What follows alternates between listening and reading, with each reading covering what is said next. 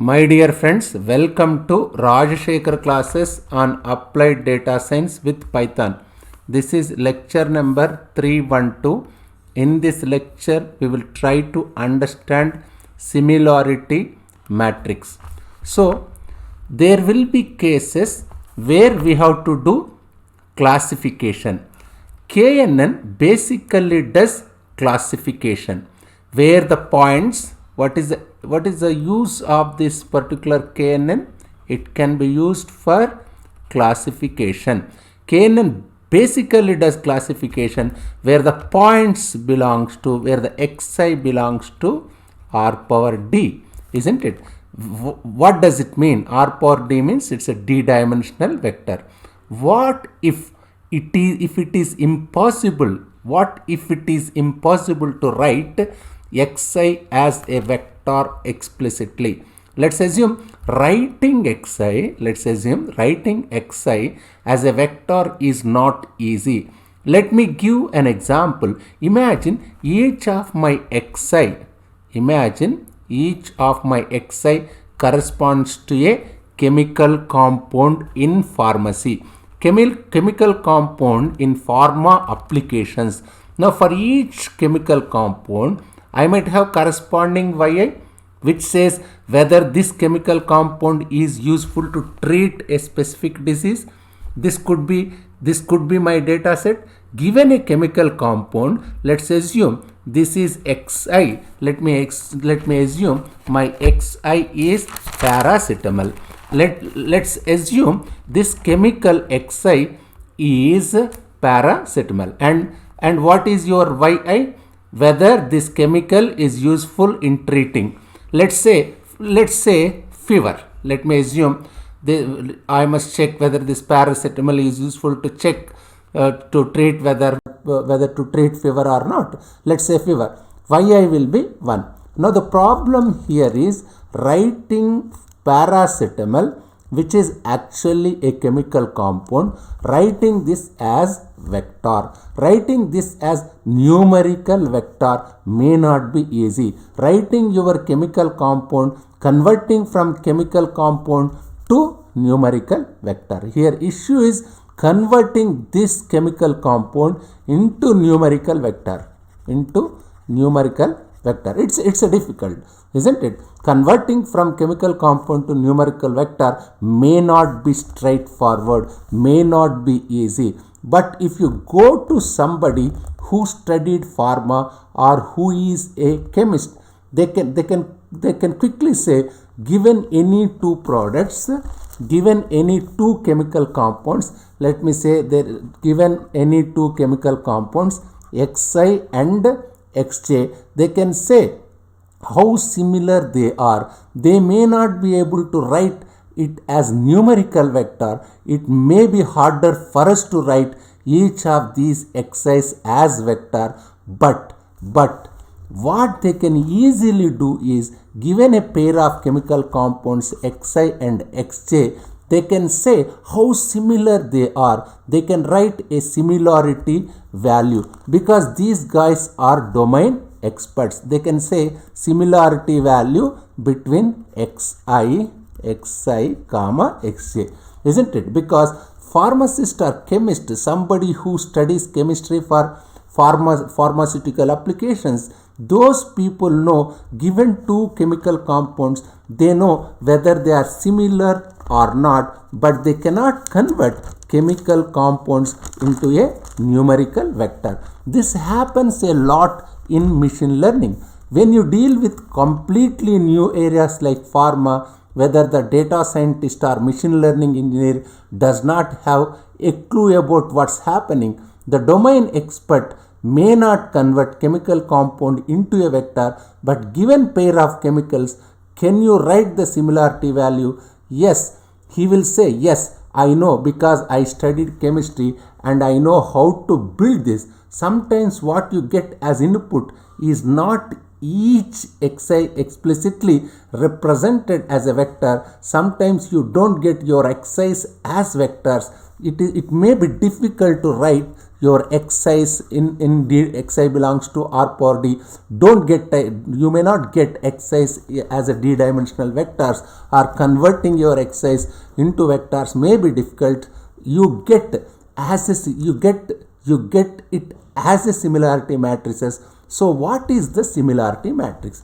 You have n chemical components. Let me assume you have n chemical components. Let's assume you have n data points. N chemical components means what? You have n data points. Let's assume you have n data points. Let me write otherwise. N data points means they are chemical components. Let me repeat. You have n chemical components. Let's assume you have n data points. We have a matrix which of size n by n, isn't it? This, let me say, this is my similarity matrix, isn't it? Let me say this is x1, x2, so on. Let me say this is some xi, so on.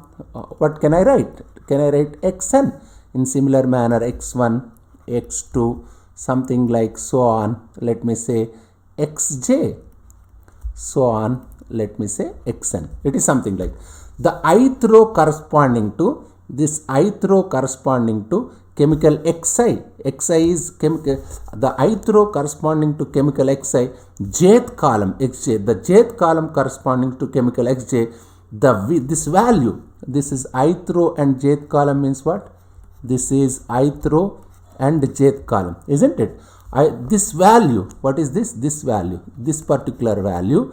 This value. This cell. Let's call this matrix S, and this value is Sij, isn't it? Sij equal to similarity between xi comma xj. Now I can ask a chemistry expert or pharmacist to fill up this data for me. Let's say there are 10,000 chemical components. It's easy for a person instead of giving me an explicit vector, instead of converting a chemical compound into numerical vector, it's easy for them to give me a similarity matrix. Now once if I get a similarity matrix, I can convert this into a distance matrix such that Dij is nothing but, I can write your Dij, your distance matrix is essentially 1 by Sij, isn't it? 1 by Sij. Otherwise, let me rewrite your Dij equal to 1 by Sij, isn't it? Yes. What is the similarity matrix? Similarity, what is similarity? Similarity decreases, distance increases, vice versa, isn't it? So imagine if somebody gives a similarity matrix S or distance matrix D, instead of each xi belongs to r power d as a numerical vector, can you make knn work now? If you have similarity matrix or distance matrix, can you make knn work? Given similarity matrix S or distance matrix D, instead of xi belongs to r power d explicitly, can you make knn work? Knn says given any point xi, knn says given any point xi, I want to find k nearest neighbors. That's all it cares about. To find the k nearest neighbor, I have distance matrix. Let's assume for x1, I want to find k nearest neighbors. If this is my xi, let me say otherwise. Let me write. We know, if you know similarity matrix, certainly you can write distance matrix. What is the relation? Your distance is 1 by similarity. They have inverse relationship. Let me say this is my xi. Let me assume this is my xi. This is my x1. This is my x2. So on. Let me say this is my xn. Let me assume this matrix as distance matrix. Let me assume this matrix as distance matrix, isn't it? Now, what is our intention? To find the k nearest neighbor, if I have distance matrix, let's assume for x1, I want to find k nearest neighbors. I want to find k nearest neighbors for x1. That's our intention. If this is my xi, I will take all of these. I need distances, isn't it?